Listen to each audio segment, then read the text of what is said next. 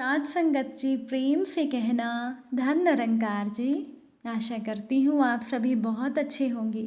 स्वागत है आप सभी का आपके ही चैनल पर। आज मैं आप सभी के लिए एक बहुत खूबसूरत साखी लेकर आई हूँ। तो चलिए आज की साखी सुनते हैं। साथ संगत जी, कमरे में चारों तरफ सन्नाटा फैल गया जब वकील साहब ने विकास जी की वसीयत पढ़ी। किसी को भी वसीयत पर यकीन नहीं हो रहा था। सभी सोचने लगे, ऐसा कैसे हो सकता है कि एक पिता अपने बच्चों को छोड़कर किसी अनजान आदमी के नाम पर अपनी वसीयत लिख दे, और वो संपत्ति भी कोई मामूली नहीं, करोड़ों की संपत्ति है। कमरे में बैठे सभी लोग निराश लग रहे थे, पर वहीं बैठी हुई चित्रा बहुत ही अच्छा महसूस कर रही थी। शायद वो यही चाहती थी, इसीलिए उसने जब अंतिम बार अपने पिता से मुलाकात की तब उसी ने ही अपने पिता से कहा था कि पिताजी, ये आपकी खून पसीने की कमाई हुई दौलत है। आपसे बस मेरा यही निवेदन है कि इसे इसके सही हकदार के पास पहुंचा देना। तभी कमरे में विरोध का एक स्वर गूंजा। ये स्वर था विकास जी की दूसरी बेटी निशा का। चित्रा और निशा विकास जी की दो बेटियां हैं, जिनकी शादी उन्होंने बहुत पहले ही बहुत अच्छे घरों में की थी। परिवार संपन्न होने के साथ साथ उनके दामाद भी बहुत ही योग्य थे। दोनों ही दामाद उच्च पदों पर आसीन अधिकारी थे। बेटियों की तरफ से विकास जी पूरी तरह से निश्चिंत हो गए थे, लेकिन उनकी जिंदगी में तूफान उस समय आया जब विकास जी की पत्नी उनका साथ छोड़कर चली गई। इस अकेलेपन और दुख में उन्हें सहारा देने वाला, उन्हें संभालने वाला कोई नहीं था। उनकी दोनों बेटियां अपनी गृहस्थी में मगन थी। निशा ने तो कभी अपने पिता की तकलीफ को समझने की कोशिश ही नहीं की। हाँ, चित्रा अपने पिता की तकलीफ समझती थी, पर उसकी भी अपनी मजबूरी थी। वो चाहकर भी पिता की देखभाल नहीं कर सकती थी। उसने एक बार अपने पति से इस बारे में बात की थी, पर उसके पति ने ये कहकर मना कर दिया कि क्या कभी पिता भी बेटी के घर आकर रहता है। तुम कोई अच्छा सा नौकर अपने मायके में रखवा दो और बीच बीच में अपने पिता से मिलने जाती रहा करो, बस इतना ही बहुत है। और वैसे भी माता पिता की देखभाल की जिम्मेदारी बेटों की होती है, बेटियों की नहीं। अब अगर कोई तुम्हारा भाई होता तो उनकी देखभाल अच्छे से हो जाती, पर क्योंकि तुम्हारा कोई भाई नहीं है तो ये जिम्मेदारी तुम दोनों बहनों की ही है। फिर तुम अकेली क्यों इतना सोच रही हो? निशा को देखो, उसको तो कोई चिंता ही नहीं है। अच्छा होगा तुम भी बिना वजह चिंता करना बंद करो और अपना घर संभालो। तुम्हारी जिम्मेदारी अपने सास ससुर की सेवा करने की है, उनकी सेवा करो। और वैसे भी मेरे माता पिता कभी ये सहन नहीं करेंगे कि तुम्हारे पिता यहाँ आकर रहें या फिर तुम वहाँ जाकर रहो। अच्छा होगा तुम बिना वजह घर में झगड़ा मत करो और अपने पिता को उनके हाल पर छोड़ दो। और इसे मेरी अंतिम चेतावनी समझना, इसके बाद फिर कभी भी तुम्हारे पिता के बारे में इस घर में कोई बात नहीं होगी।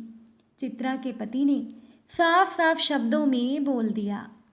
चित्रा ने अपनी ये मजबूरी अपनी पिता को भी बता दी। तब विकास जी ने कहा कि बेटा, मेरा क्या है, पता नहीं मैं कितने दिन का मेहमान हूँ। मेरे कारण तुम अपना घर खराब मत करो। जैसा दामाद जी कहते हैं वैसा ही करो। और वैसे भी मेरी देखभाल के लिए यहाँ बहुत से नौकर हैं। चित्रा का मन हमेशा ही उसे धिक्कारता था कि कैसी बेटी है जो अपने पिता की देखभाल भी नहीं कर सकती। शायद इसीलिए दुनिया बेटियों को पराया बोलती है। तब चित्रा को अपनी एक सहेली सीमा की याद आ गई। सीमा उसी शहर में रहती थी और चित्रा ने अपनी ये परेशानी अपनी सहेली को बताई। चित्रा ने सीमा से कहा, सीमा, तुम्हें तो किराए पर रहना ही है, कहीं और रहने से अच्छा है तुम मेरे पिताजी के घर में रहो। इससे उनकी देखभाल भी हो जाएगी और तुम्हें भी घर जैसा माहौल मिल जाएगा। सीमा का पति आशीष बहुत अच्छे स्वभाव का इंसान था। आशीष को भी इसमें कोई आपत्ति नहीं थी और इस तरह से सीमा और आशीष विकास जी के घर में किराएदार बनकर आ गए। सीमा विकास जी का बहुत ध्यान रखती थी। उनकी देखभाल और सेवा में सीमा ने कोई कमी नहीं छोड़ी। विकास जी भी सीमा और आशीष को अपने बच्चों की तरह ही प्यार करने लगे और आशीष के रूप में विकास जी को बेटा मिल गया था। चित्रा भी खुश थी कि चलो उसके पिता की देखभाल करने के लिए कोई तो है। सीमा के बच्चे भी विकास जी से बहुत ज़्यादा हिल मिल गए थे। वो उन्हें कभी नाना तो कभी दादा कहकर बुलाती थी। सीमा भी वहाँ बहुत खुश थी क्योंकि उसने अपने पिता को बहुत पहले ही खो दिया था। लेकिन चित्रा के मायके में आकर सीमा को लगा जैसे उसने फिर से अपने पिता को प्राप्त कर लिया हो। विकास जी की दूसरी बेटी निशा को इन सभी बातों से कोई लेना देना नहीं था। वो तो कभी कभार आकर पिता से मिल जाती थी और उन्हें याद दिला जाती थी कि वो छोटी है, इसीलिए उसका विकास जी की दौलत पर पहला हक है। असल में तो चित्रा को छोड़कर बाकी सभी विकास जी के मरने का इंतज़ार कर रहे थे क्योंकि सभी की नज़र उनकी संपत्ति पर जो थी। लेकिन आज वसीयत देखकर सबसे ज़्यादा दुख निशा और चित्रा के पति को हुआ क्योंकि चित्रा के पति को ये उम्मीद थी कि कम से कम आधी जायदाद तो उन्हें ज़रूर मिलेगी, पर यहाँ तो उनके हाथ कुछ भी नहीं आया और उसके ससुर जी ने सब कुछ एक अनजान आदमी को दे दिया। निशा और चित्रा का पति दोनों मिलकर विचार करने लगे कि उन्हें अब आगे क्या करना चाहिए। दोनों ने मिलकर फैसला लिया कि चित्रा और निशा को इस वसीयत को लेकर चैलेंज करना चाहिए, लेकिन चित्रा ने मना कर दिया। चित्रा ने अपने पति से कहा, जब बेटी का पिता की देखभाल करने का कोई हक नहीं होता तो पिता की संपत्ति पर भी बेटी का हक नहीं होता। आपने ही तो कहा था, क्या भूल गए? जहाँ अधिकार है वहाँ कर्तव्य भी होते हैं। अगर पिता की देखभाल का कोई कर्तव्य मुझ पर नहीं था तो इस संपत्ति पर भी मेरा कोई अधिकार नहीं है। ये उसी को मिलनी चाहिए जिसने कर्तव्य निभाया। हाँ, इस संपत्ति पर सीमा और आशीष का अधिकार है क्योंकि वही थे जिन्होंने मेरे पिता की देखभाल और सेवा की। उन्होंने अपने कर्तव्य निभाए, तभी तो पिताजी ने उन्हें यह अधिकार दिया है। सिर्फ खून का रिश्ता होने का ये मतलब नहीं कि मैं उनकी वारिस हो गई।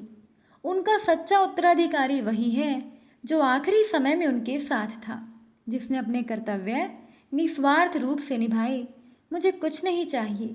मैं इस वसीयत को पूरे दिल से स्वीकार करती हूँ। अब निशा और चित्रा के पति के पास कोई चारा नहीं था सिवाय इस वसीयत को मानने के। साथ संगत जी, आपको विकास जी की वसीयत का फैसला कैसा लगा? अपने विचार कमेंट द्वारा ज़रूर बताइएगा। साथ पसंद आई हो तो वीडियो को लाइक और शेयर कीजिएगा। साथ संगत जी प्यार से कहना, धन निरंकार जी।